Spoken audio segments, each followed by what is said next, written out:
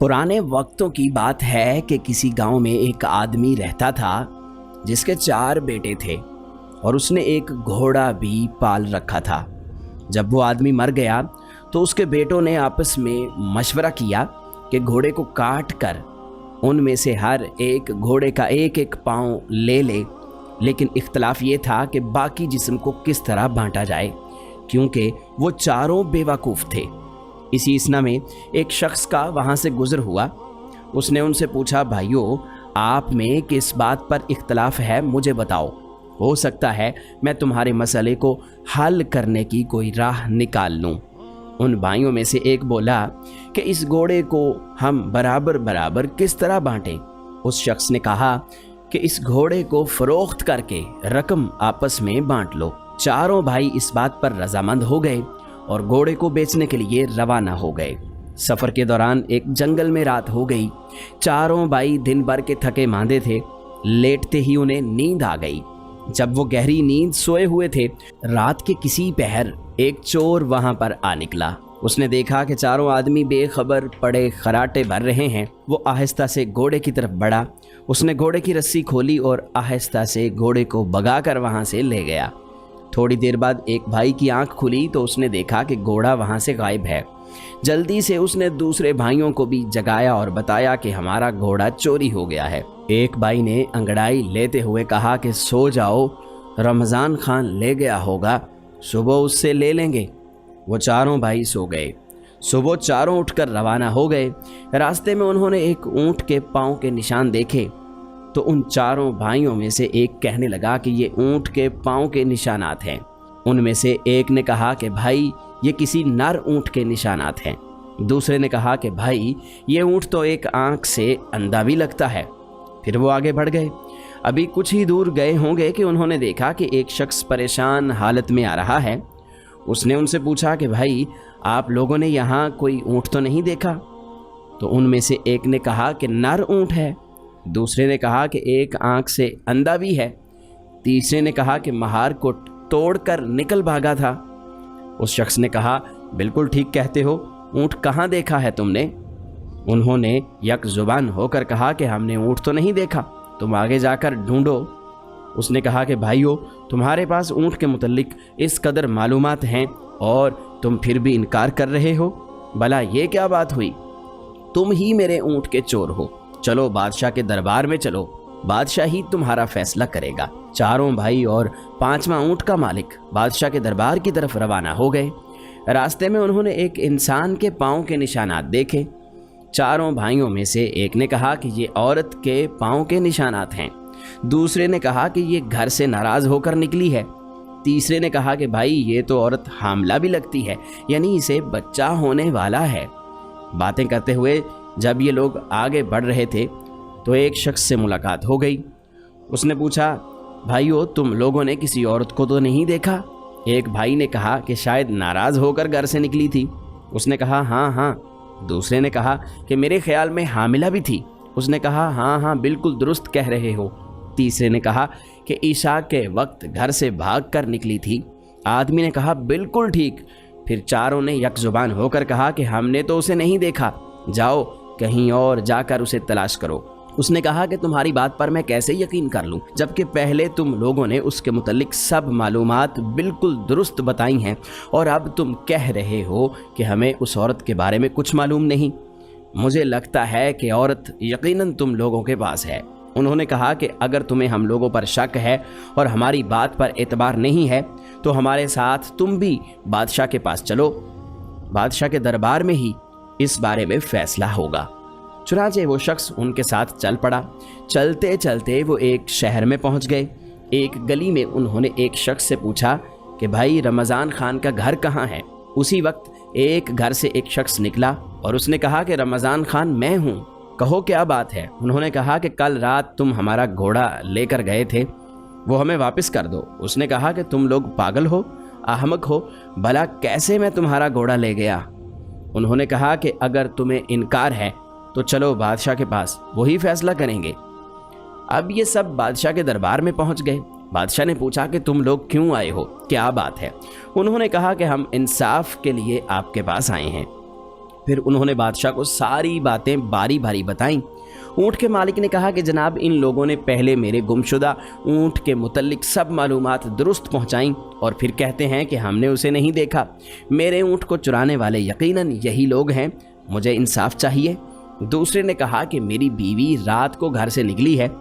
इन लोगों ने उसके मुतल्लिक बिल्कुल सही मालूमात दी हैं और साथ इन्होंने कहा कि हमने उसे देखा तक नहीं। मेरी बीवी को अगवा करने वाले यही चारों हैं और कोई नहीं। बादशाह ने उन चारों से पूछा कि तुम क्या कहना चाहते हो? उन्होंने जवाब दिया, हुजूर, हमारी बात पहले ध्यान से सुन लें। रात को रमज़ान खान ने हमारा घोड़ा चोरी किया। रमज़ान खान ने कहा कि आलीजा, मुझे इसके मुतल्लिक बिल्कुल मालूमात नहीं, मुझे ये लोग नाहक पकड़ कर लाए हैं। बादशाह ने उनसे पूछा कि जिस वक्त रमज़ान खान घोड़ा चोरी करके ले जा रहा था, तुम में से किसी ने इसको देखा था? उन्होंने कहा, हुजूर, हम में से किसी ने इसको नहीं देखा।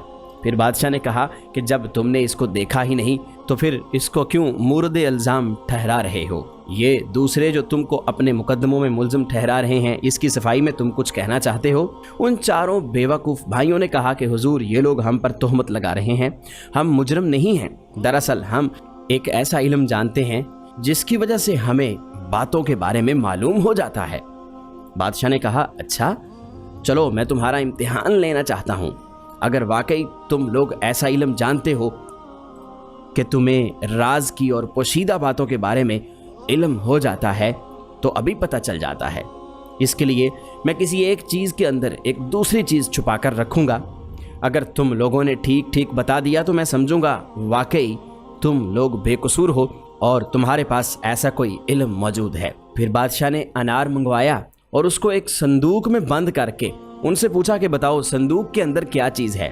वो एक दूसरे का मुंह तकने लगे। सबसे बड़े भाई ने कहा कि कोई गोल गोल सी चीज़ है। दूसरे भाई ने कहा कि उसके सर पर कोई गेंदनुमा चीज़ है। तीसरे ने कहा कि उसके बीच में दाने दाने हैं। चौथे ने कहा कि कह क्यों नहीं देते कि संदूक में अनार है। अब बादशाह को यकीन हो गया कि वो सच कहते हैं कि उनके पास एक ऐसा इल्म है कि वो पोशीदा बातों के बारे में जान लेते हैं। बादशाह ने रमज़ान खान से कहा कि इनका घोड़ा वापस कर दो या फिर उसकी कीमत अदा कर दो, और दूसरों से कहा कि तुम जाकर अपना ऊँट, क्योंकि इन लोगों के पास तुम्हारा ऊँट या फिर तुम्हारी बीवी नहीं है। रमज़ान खान से घोड़े की कीमत वसूल करके उन्होंने उस रकम से भेड़ बकरियां खरीदी और अपने गांव की तरफ रवाना हो गए। दोपहर के वक्त वो एक जंगल में पहुंचे। वहां दरख्तों के साए थे और ठंडी ठंडी हवा चल रही थी। ये लोग थक कर चूर चूर हो चुके थे, इसलिए वहीं बेखबर पड़कर सो गए। थोड़ी देर के बाद जब एक भाई की आंख खुली तो देखा कि एक लेला यानी बकरी का एक छोटा बच्चा दरख्त पर चढ़ा हुआ है और बाकी बकरियां चर रही हैं। उसने अपने भाइयों से कहा कि चुपके से उठना। उन्होंने पूछा कि क्यों भाई? उसने कहा, देखो, एक बकरी दरख्त पर चढ़कर लकड़ियां तोड़ रही है, जबकि दूसरी बकरियां हमें मारने के लिए आपस में सलाह मशवरा कर रही हैं। चारों भाई वहां से भाग निकले और भेड़ बकरियों को उन्होंने वहीं पर छोड़ दिया।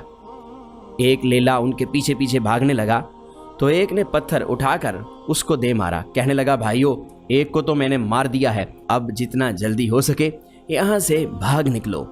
जब ये बहुत देर तक भागते रहे तो थक गए, उनका सांस फूलने लगा।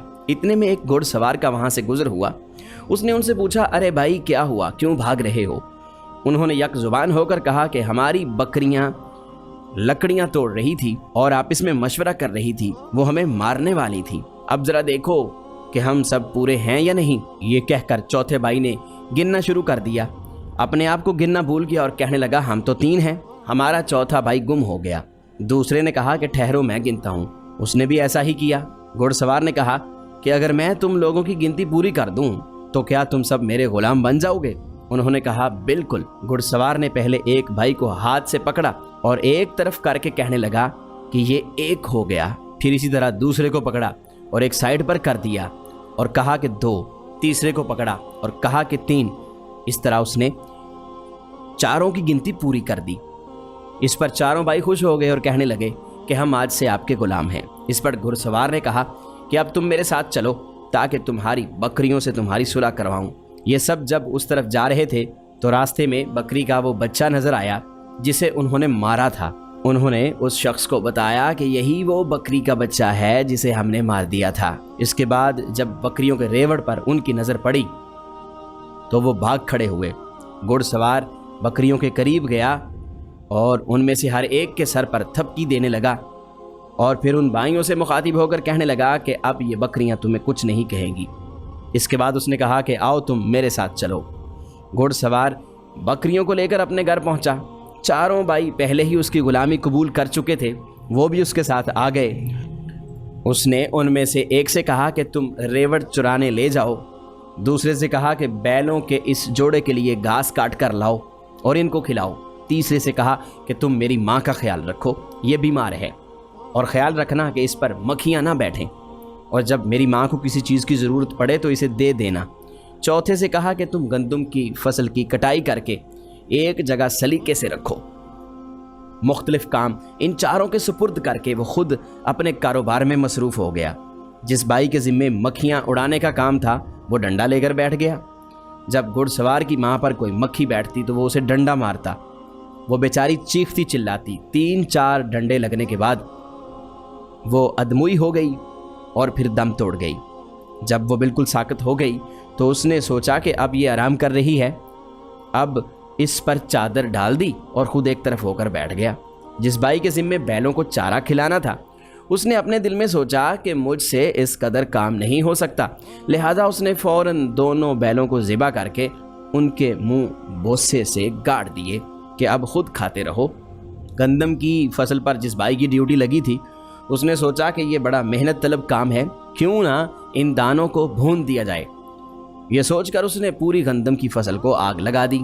اب چوتھے بھائی کا واقعہ سنے جو بھیڑوں کو لے کر گیا تھا۔ وہ بھیڑیں چرا رہا تھا، اچانک ایک دم بھیڑیا ادھر آ نکلا اور بھیڑوں کو کھانے لگا۔ اس نے سوچا کہ اس گاؤں کے کتے کیسے بھوکے ہیں جو بھیڑوں کو کھا جاتے ہیں اور ان کے مالک ان کو کچھ نہیں دیتے۔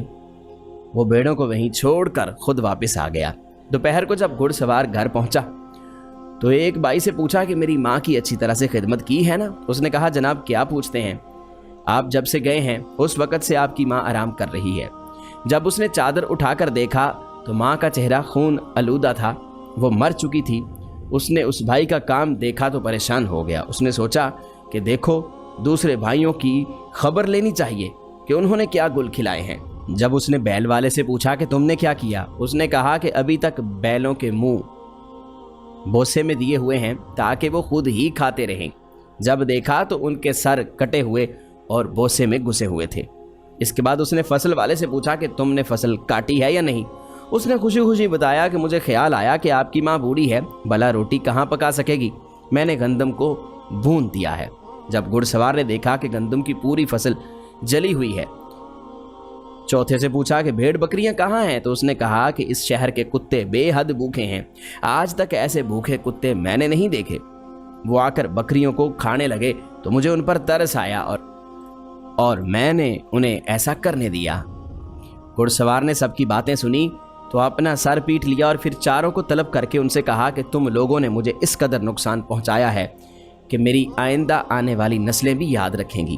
تم لوگوں نے میری ماں کو مار دیا، میرے کاروبار کو تباہ کر دیا۔ خیر تم ہو ہی بے وقوف، میں تمہیں معاف کرتا ہوں۔ تم ایسا کرو کہ قبرستان چلے جاؤ، وہاں پر ایک ایسی قبر تیار کرو جس کی لمبائی کان کے برابر ہو۔ چاروں بھائی قبر کھودنے کے لیے قبرستان روانہ ہو گئے۔ وہاں پر جا کر انہوں نے اپنے کان کے برابر ایک قبر کھود دی، یعنی بہت ہی چھوٹی۔ جب گھڑ سوار قبرستان آیا اس نے قبر دیکھی تو وہ ان چاروں بے وقوفوں پر لعنت ملامت کرنے لگا، کہنے لگا کہ اس قبر میں انسان کی لاش کیسے آ سکتی ہے، یہ تو ایک مٹھی کے برابر بھی نہیں ہے، یہ تو بہت چھوٹی سی قبر ہے۔ وہ خود قبر کھودنے بیٹھ گیا اور ان چاروں سے کہا کہ جاؤ میری ماں کی لاش کو اٹھا کر لے آؤ۔ وہ چاروں بے وقوف گئے، راستے میں انہوں نے اس کی ماں کی لاش کو کہیں پر گرا دیا اور خالی چارپائی قبرستان لے آئے۔ گھڑ سوار نے جب یہ دیکھا کہ اس کی ماں کی لاش چارپائی پر موجود نہیں ہے تو انہیں کہنے لگا میں ابھی تمہیں زندہ زمین میں گاڑ دوں گا، جاؤ جا کر میری ماں کی لاش کو تلاش کر کے لاؤ۔ چاروں بے وقوف واپس گئے۔ راستے میں انہیں ایک بڑھیا نظر آئی جو لکڑیاں اکٹھی کر رہی تھی۔ انہوں نے اس سے کہا کہ تم یہاں لکڑیاں اکٹھی کر رہی ہو، ادھر تمہارا بیٹا ہمیں زمین میں زندہ گاڑنے کی دھمکیاں دے رہا ہے، چلو ہمارے ساتھ۔ چاروں نے اس بڑھیا کو زبردستی پکڑ کر چارپائی پر لٹا دیا اور قبرستان کی طرف روانہ ہو گئے۔ وہ بوڑھی اور چیختی چلاتی رہی مگر انہوں نے اس کی ایک نہ سنی۔ جب قبرستان پہنچے تو گھڑ سوار سے کہنے لگے کہ یہ لو اپنی ماں، اب اس کو سنبھالو، ہم تو مفت میں بدنام ہو رہے ہیں، یہ تو نہیں آ رہی تھی، ہم اسے زبردستی پکڑ کر لائے ہیں۔ گھڑ سوار نے جب بڑھیا کو دیکھا تو اس سے معافی مانگی اور یہ کہہ کر اسے گھر جانے کی اجازت دے دی کہ ان لوگوں نے میری مردہ ماں کو کہیں گرا دیا ہے اور اس کی جگہ تمہیں اٹھا کر لے آئے ہیں۔ گھڑ سوار خود اپنی ماں کی تلاش میں نکلا اور کسی نہ کسی طرح اس کی لاش کو ڈھونڈا اور پھر اسے قبرستان میں دفن کیا۔ وہ شخص اب ان چاروں بے وقوف بھائیوں سے بہت تنگ آ چکا تھا، اس لیے اس نے دھکے دے کر اپنے گھر سے انہیں نکال دیا اور خود سکھ کا سانس لیا۔